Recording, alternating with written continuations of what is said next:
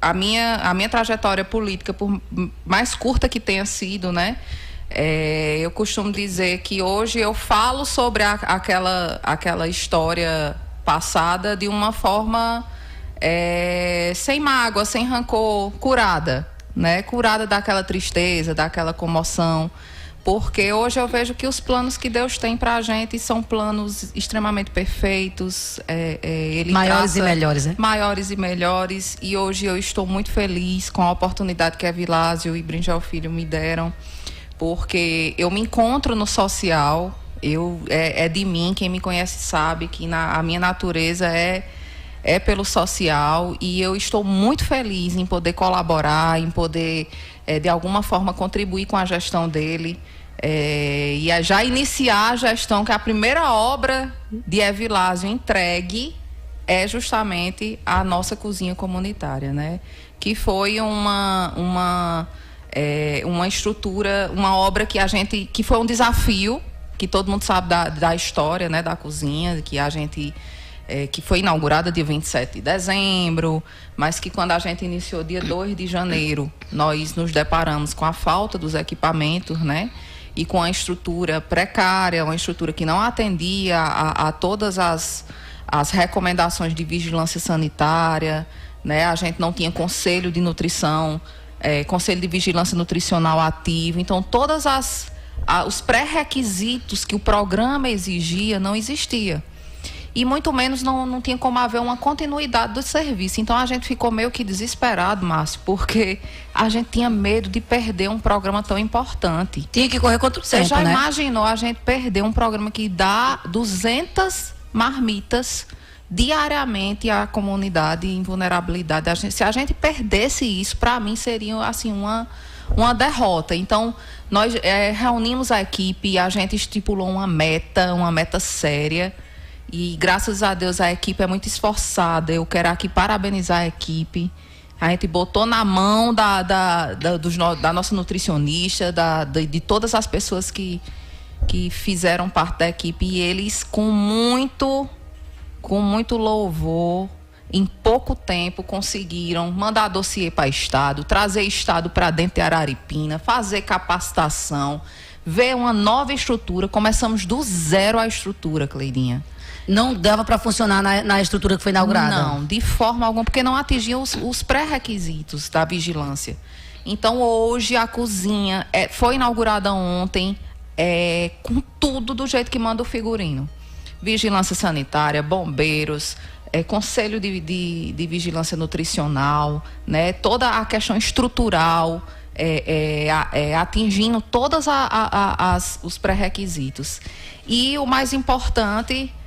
como eu falei ontem, antes de ontem no discurso, que é o prazer de ter um programa desse ativo. O prazer de você oferecer um prato de comida que não vai estar alimentando só o corpo, vai estar alimentando a alma, a dignidade de pessoas que não têm a oportunidade de ter uma alimentação de qualidade, uma alimentação equilibrada, que, como eu gosto de falar sempre, quem tiver acesso à cozinha comunitária da Araripina vai ver amor em cada detalhe daquela cozinha, desde a equipe, como cada pedacinho da estrutura. Então, assim, é a menina dos nossos olhos, aquela cozinha. Então, a gente está muito feliz, Vilásio está muito feliz, Bringel Filho, e a gente só tem a agradecer por vocês também da mídia se fizerem presente na divulgação, porque é um projeto inicial que precisa ser divulgado, de como realmente funciona, para que as pessoas entendam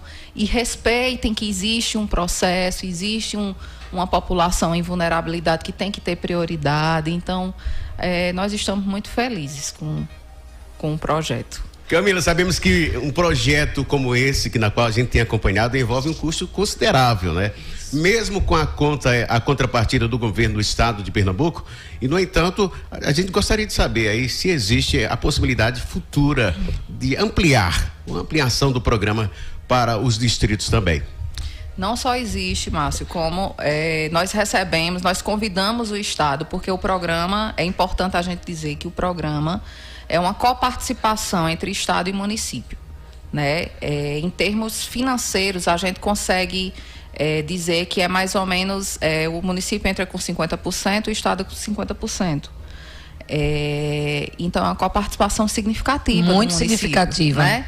Então, a partir do momento que a gente chamou o Estado, convidou o Estado na inauguração, nós fizemos já um ofício mostrando todo o diagnóstico de área do Alto da Boa Vista, e em cima do palanque eu fiz questão de entregar esse ofício à representante do Estado e já solicitar a cozinha do Alto da Boa Vista, que será a nossa segunda meta em relação à nossa vigilância nutricional.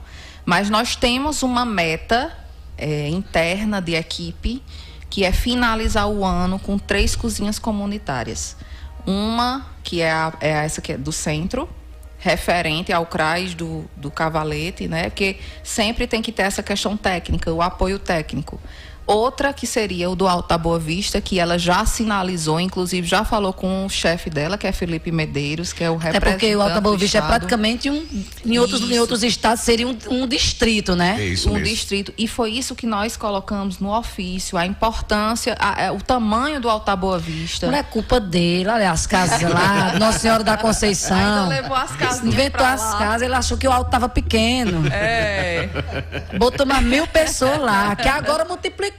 As famílias multiplicadas devem estar agora com 500. Fizeram 5.000. 500 casas lá de Lima. Pois é, aí agora esse povo vai e multiplica igual o coelho, meu filho.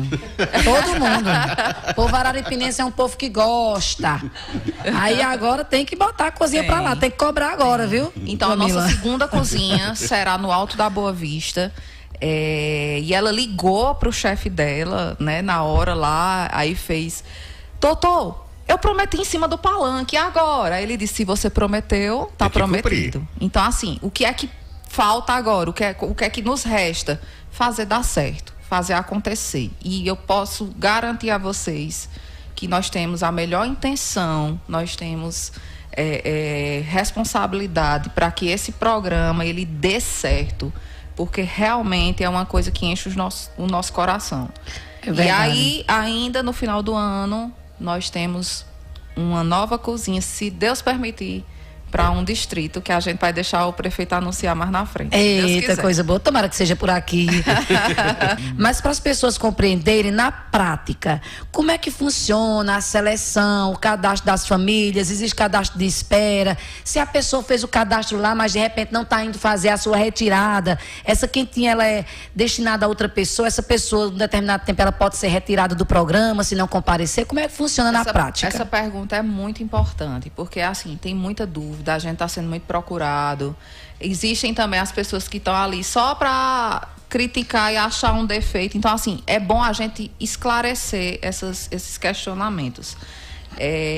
Primeiro, antes de falar sobre essa questão técnica, é importante dizer que quando a gente vai trabalhar na assistência, Cleidinha, a gente se depara com uma população invisível que Araripina não conhece. Imagina. A gente já tem uma população vulnerável. A gente já tem uma préviazinha disso, quem está na educação, que acompanha um pouquinho disso quando recebe essas famílias, Camila. Isso, então assim, é impressionante como existem famílias em vulnerabilidade social, em vulnerabilidade alimentar.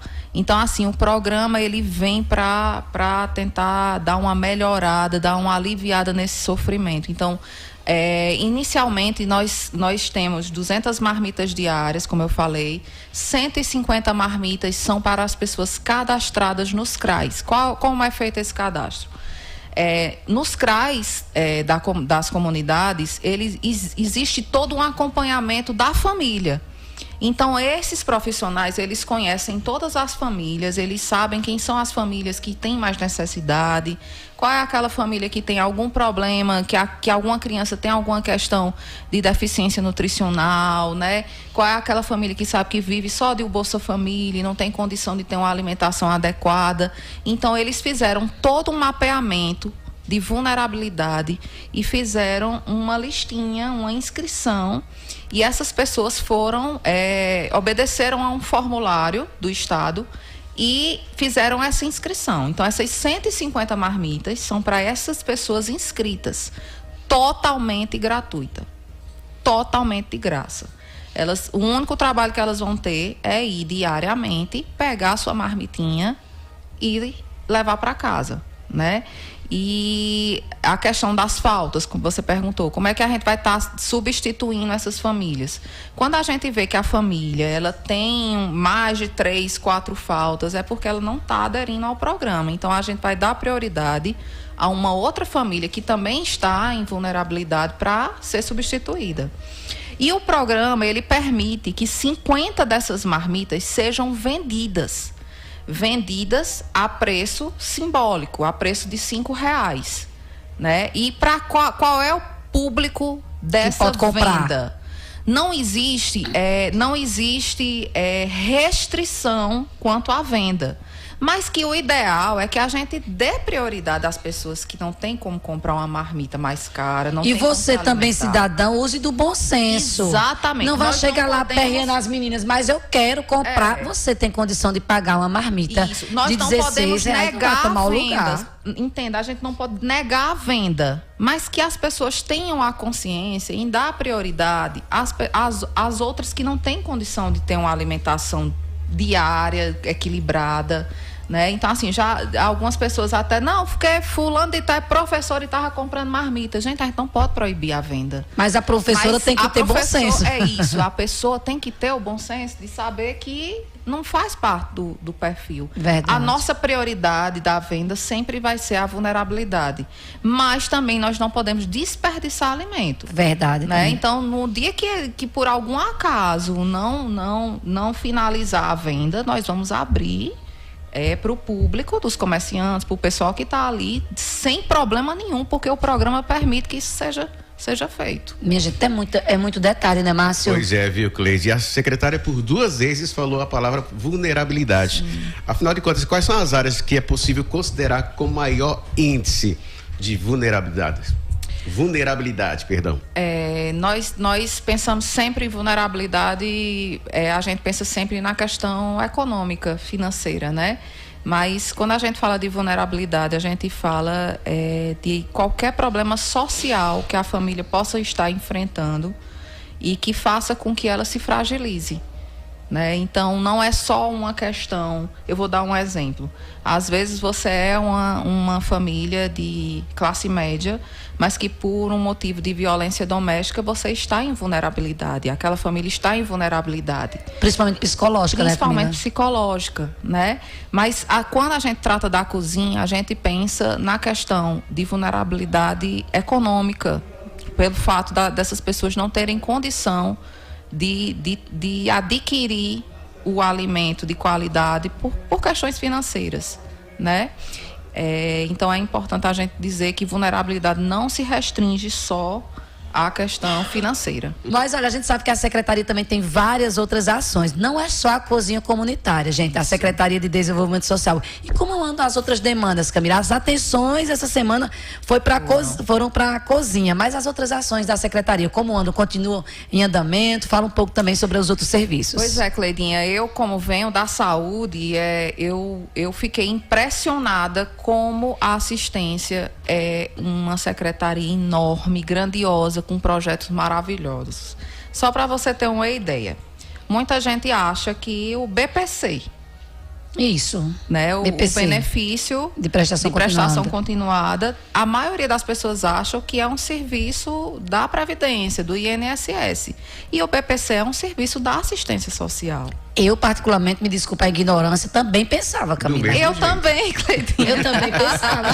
Juro pra você. Eu gente, também quanta tinha falta esse de conhecimento. Tá vendo nossa. como é importante conhecer os serviços, gente? É um direito que a gente consegue para as pessoas que se enquadram aos requisitos através da assistência social, através do seu CRAS, através, né? A gente, eu estava até comentando esses dias como é importante a gente ter um momento para divulgar os nossos serviços. Nós temos um serviço que vai ser modelo para o estado inteiro. Nós tivemos uma reunião em Petrolina e quando eu citei esse serviço, elas ficaram assim encantadas. Que é um serviço que Lula Sampaio, na época dele, instituiu, que é o NAGE, Núcleo de Assistência Jurídica, Isso, minha gente, vocês não têm ideia de como isso é importante para o município. O que é o núcleo de assistência jurídica? Muita gente não conhece, viu, Camila? Muita gente não sabe. O núcleo de assistência jurídica, nós contratamos advogados para cuidar de processos da família, de forma totalmente gratuita, pagas pelo município, né? Então, assim, não é todo município que tem isso. Isso é herança de Lula e que, graças a Deus, se perpetuou e que está virando história, viu? Então, hoje é uma média de 200 atendimentos, 250 atendimentos de pessoas que procuram os nossos advogados para resolver situações de divórcio, situações de pensão, né? Então, assim, coisas que poderiam, na justiça normal, levar um pouquinho mais tempo, ou então elas teriam que pagar advogado, ter recurso. É outro benefício que a gente tem através da assistência. Nós temos também o PROCON. Nós temos o vínculo do PROCON estadual no município. O PROCON funciona dentro da secretaria. Então, toda essa questão de pessoas que se sentem lesadas por algum motivo, elas procuram o PROCON e lá tem um advogado para defender a causa dela, né? Temos também a questão do cadastro único, que eu costumo dizer que é o coração da assistência, que é o cadastro social das pessoas, né? Que hoje, para tudo do governo, você tem que estar inscrito no cadastro único. E todo mundo acha que é só o Bolsa Família, né? Só existe o Bolsa Família no cadastro único. Mas não, a gente tem o ID jovem, a gente tem o ID de idoso, né? Então, assim, a gente tem muitos programas. A gente tem Mães de Pernambuco. Mães de Pernambuco completou um ano agora, inclusive, né? O Mães de Pernambuco, Cleidinha, para quem não sabe, as mulheres, as mães solo, né, que se enquadram no programa, elas recebem, além do Bolsa Família, mais uma quantia de R$300 mensalmente, né? Então, assim, é muito programa importante vinculado à nossa secretaria. Que a pessoa só tem acesso e procurar seu CRAS, sua secretaria, para seguir todos os trâmites, né, Camila? Exatamente. Às vezes falta um pouquinho do conhecimento para que as coisas comecem a acontecer. Como é que a secretaria pretende atuar para chegar nessas localidades já mais longínquas, de difícil acesso? Camila, vai ter um canal para que essas pessoas entrem em contato? Tem equipe para estar procurando essas pessoas, para estarem, inclusive, informando sobre os serviços aos quais elas têm direito? Pronto, Cleirinha, foi ótima a sua pergunta, porque assim, nós temos os serviços que nós chamamos de serviços de convivência e formação de vínculo, que é como se fosse uma extensão dos CRAs. Esses serviços são levados justamente para essas comunidades mais distantes. Os distritos, nós temos hoje em Gergelim, Nascente, Lagoa do Barro, vamos abrir, reabrir o que fecharam em Vila Serrânia. Então, são serviços que vão ter uma extensão do CRAS, que só para relembrar, o CRAS é um acompanhamento familiar. Né? É aquele acompanhamento que faz com que, de uma forma bem fácil de se entender, que permita uma proteção aos direitos da família, né?